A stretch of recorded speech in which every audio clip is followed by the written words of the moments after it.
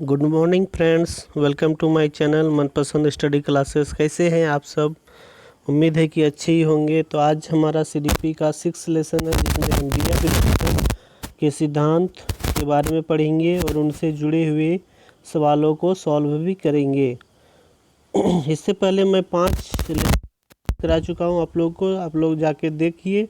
यदि अच्छा लगे तो लाइक कमेंट शेयर कीजिए और मेरे चैनल पे ज़रूर से ज़रूर जुड़िए, क्योंकि इस चैनल एक ऐसा प्लेटफॉर्म है जहां से आपको दूसरे के प्लेटफॉर्म पे जाने का ज़रूरत ही नहीं है। इसी पे आपको सब कुछ दिया जाएगा जिससे आप एग्ज़ाम की तैयारी अच्छे से कर सके। तो चलिए बिना देर किए हुए हम लोग अपना क्लास कंटिन्यू करते हैं। तो आप लोग स्क्रीन पे देख पा रहे होंगे BF स्किनर। ये एक अमेरिका के मनोवैज्ञानिक थे, अमेरिकन साइकोलॉजिस्ट थे। इन्होंने एक और BF स्किनर का पूरा नाम था बुरहस फ्रेडरिक स्किनर, इसको भी याद रखेंगे। इन्होंने एक शब्द पुनर्बलन दिया था।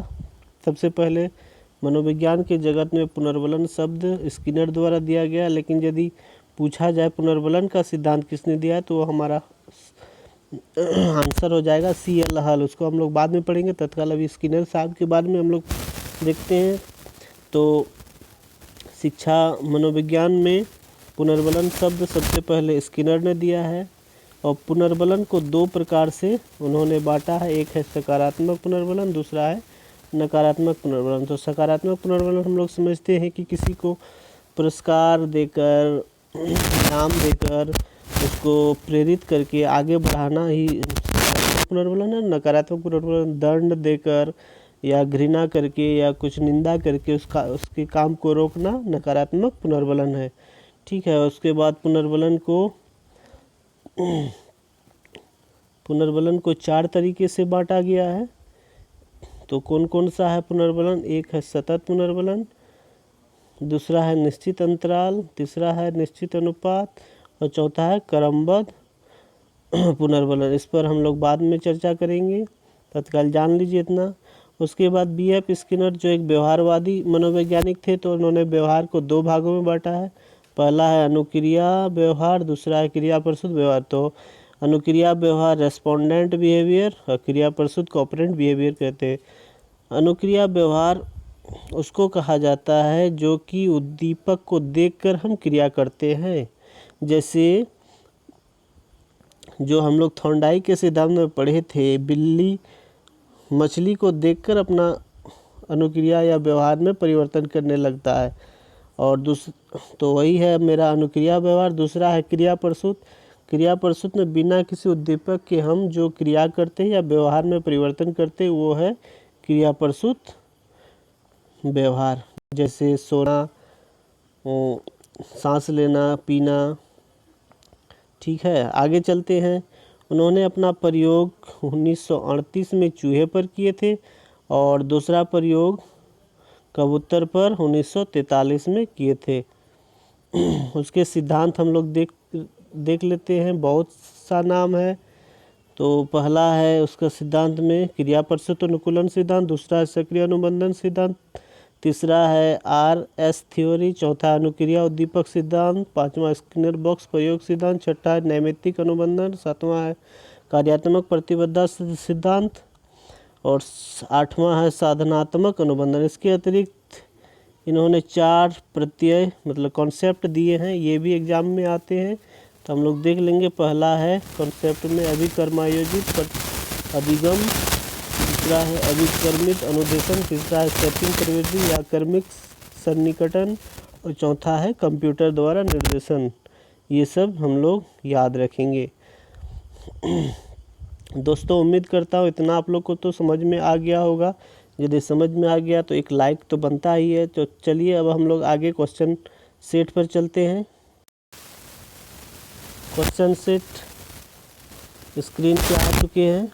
अब हम लोग एक एक करके डील करते हैं।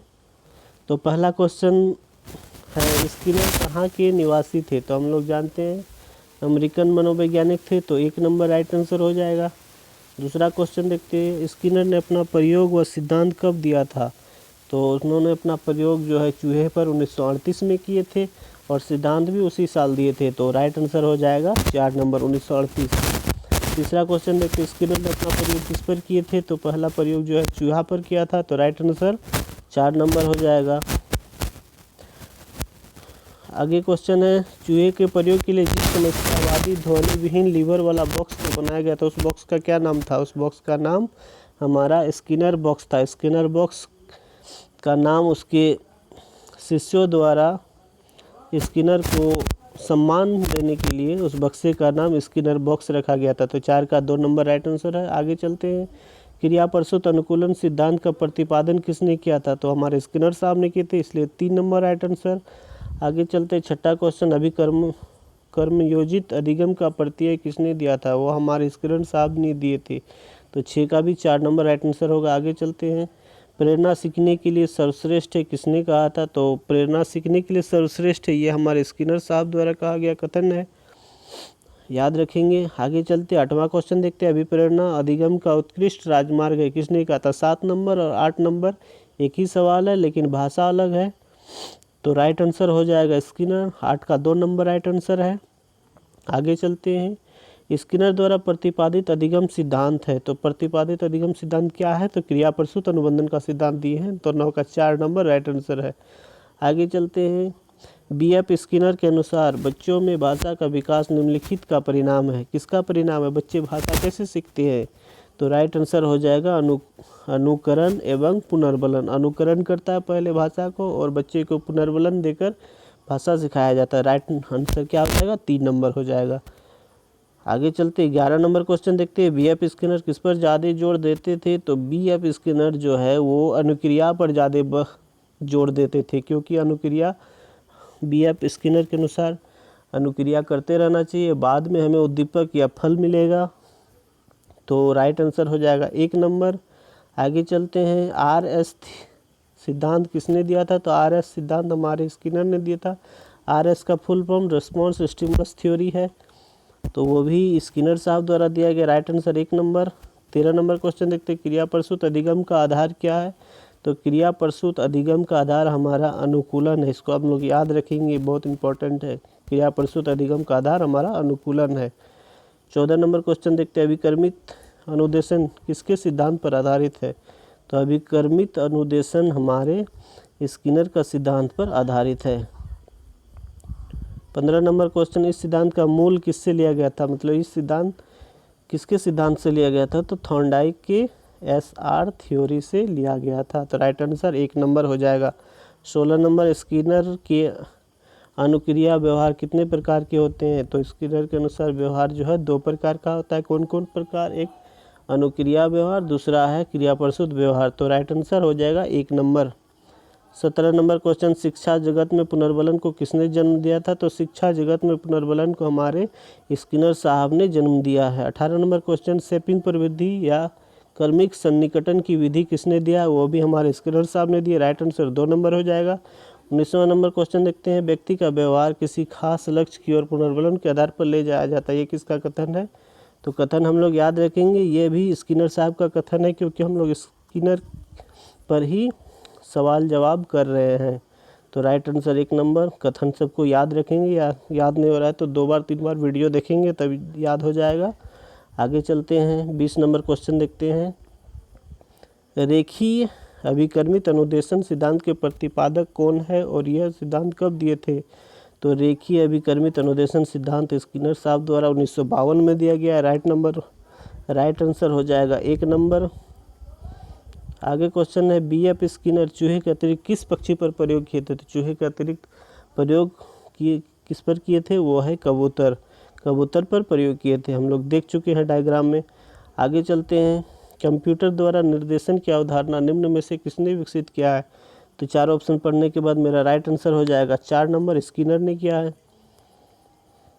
23वां नंबर क्वेश्चन, नैमित्तिक अनुबंधन को किस अन्य नाम से जाना जाता है? तो नैमित्तिक अनुबंधन को नाम हमारा क्रिया प्रसूत अनुबंधन के नाम से जाना जाता है, इसलिए राइट आंसर 3 नंबर हो जाएगा।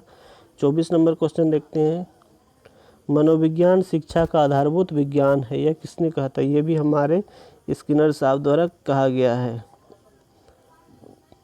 25 नंबर क्वेश्चन, निम्नलिखित में से किसमें ऐच्छिक व्यवहार उसके परिणामों या पूर्वविकता से शक्तिशाली या कमजोर होता है? यह किस सिद्धांत से दिया गया है? तो ये हमारे क्रिया प्रसूत अनुबंधन के सिद्धांत में दिया गया है। आगे चलते हैं, 3 नंबर राइट आंसर हो जाएगा। आगे चलते हैं, 26 नंबर क्वेश्चन देखते हैं। शिक्षक बालक के व्यवहार में इस तरह से परिवर्तन ला सकता है, तो इसमें पुरस्कार, प्रशंसा, भर्त्सना द्वारा, तो मतलब तीनों द्वारा होता है, तो राइट आंसर हो जाएगा इन सभी के द्वारा, मतलब राइट आंसर है 4 नंबर। 27 नंबर क्वेश्चन देखते हैं। सीखना व्यवहार में उत्तरोत्तर सामंजस्य की प्रक्रिया, यह कथन है हमारे स्किनर साहब का। 27 का 4 नंबर राइट आंसर है, ये भी एक कथन है। 28 नंबर देखते हैं। बुरी आदतों को सुधारा जा सकता है, कैसे सुधारेंगे बुरी आदत को? तो अनुबंधन द्वारा हम सुधार सकते हैं, तो 28 का 2 नंबर राइट आंसर है। 29 नंबर क्वेश्चन देखते हैं। शिक्षा मनोविज्ञान के अंतर्गत शिक्षा से संबंधित संपूर्ण व्यवहार और व्यक्तित्व आ जाता है, यह परिभाषा किसके द्वारा दी गई है? तो ये परिभाषा स्किनर साहब द्वारा दी गई है।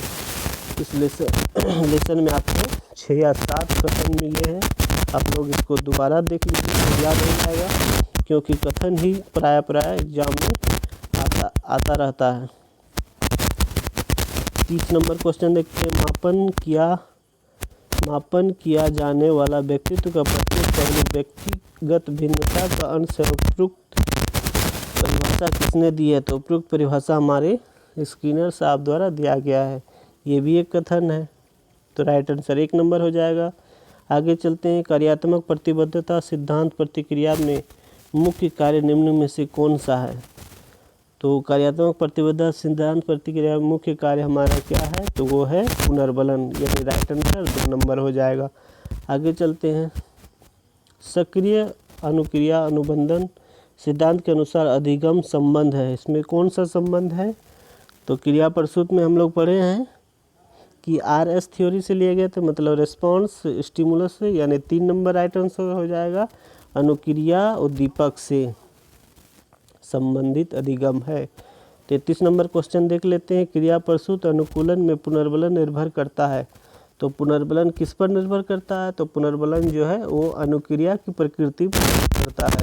अनुक्रिया हम करते रहेंगे तब जाके बाद में मेरा पुनर्बलन मिलता है, इसलिए 33 का 1 नंबर राइट आंसर हो जाएगा। ये कथन जो है, क्रिया प्रसूत कथन जो है वो स्किनर साहब द्वारा दिया गया। स्किनर के आधार पर पुनर्बलन जो निर्भर करता है वो अनुक्रिया की प्रकृति पर निर्भर करता है, इसलिए राइट आंसर 1 नंबर होगा। आगे चलते हैं। 34 नंबर क्वेश्चन। अभिकर्मित अधिगम मॉडल के जनक है, तो अभिकर्मिक अधिगम मॉडल के जनक हमारे स्किनर साहब है, right answer 4 number. 35 number question और अंतिम क्वेश्चन। पुनर्बलन के कितने प्रकार है? तो पुनर्बलन 2 प्रकार के थे, पॉजिटिव रीइंफोर्समेंट और नेगेटिव रीइंफोर्समेंट, मतलब कि सकारात्मक पुनर्बलन और नकारात्मक पुनर्बलन, इसलिए राइट आंसर 1 नंबर हो जाएगा। दोस्तों उम्मीद करता हूँ ये वीडियो आपको पसंद आया होगा, यदि पसंद आया है तो लाइक कर ले, सब्सक्राइब कर ले मेरे चैनल को और जुड़े रहे, क्योंकि आपको रोज़ एक वीडियो दिया जाएगा जो परीक्षा की दृष्टि से बहुत ही उपयोगी है। वीडियो देखने के लिए आप लोग का बहुत बहुत धन्यवाद।